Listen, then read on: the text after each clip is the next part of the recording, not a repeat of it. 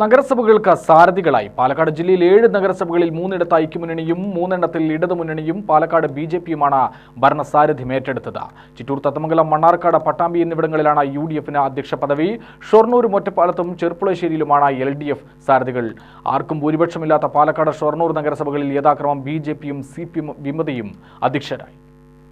പാലക്കാട് നഗരസഭയിലെ അധ്യക്ഷ തെരഞ്ഞെടുപ്പിൽ 2 ഘട്ടമായാണ് വോട്ടെടുപ്പ് നടത്തിയത്. ആദ്യഘട്ടത്തിൽ ബിജെപിയുടെ P. സ്മിതേഷും UDFന്റെ സാജോ ജോണും ഇടതുമുന്നണിയുടെ രാധാകൃഷ്ണനും മത്സരിച്ചു.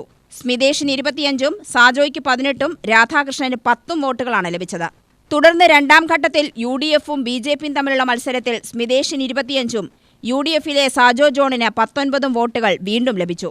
തുടർന്ന് സ്മിതേഷിനെ ചെയർമാനായി പ്രഖ്യാപിക്കുകയായിരുന്നു.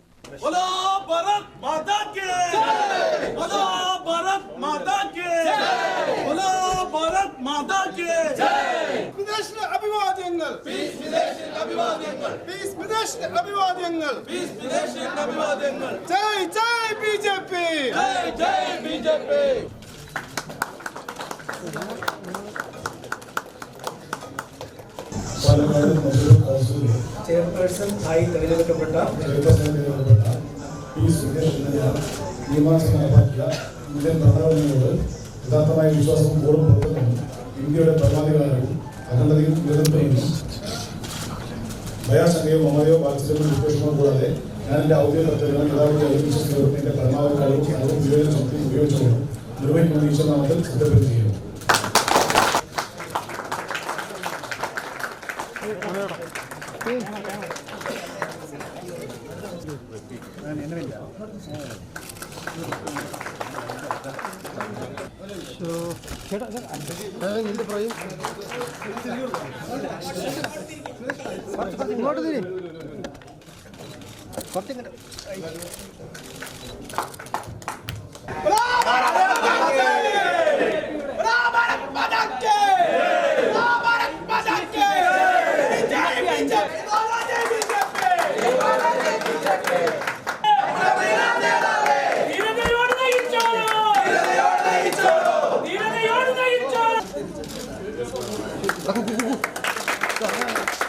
കഴിഞ്ഞ കാലങ്ങളിൽ BJP നടപ്പിലാക്കിയിട്ടുള്ള പാലക്കാട് നഗരത്തിൽ നടപ്പിലാക്കിയിട്ടുള്ള മുഴുവൻ വികസന പ്രവർത്തനങ്ങളും ജനങ്ങൾ നെഞ്ചോടേറ്റി എന്നുള്ള തെളിവാണ് ഈ മൂന്നാമതും BJP ഭരണം ഏൽപ്പിച്ചിട്ടുള്ളത്.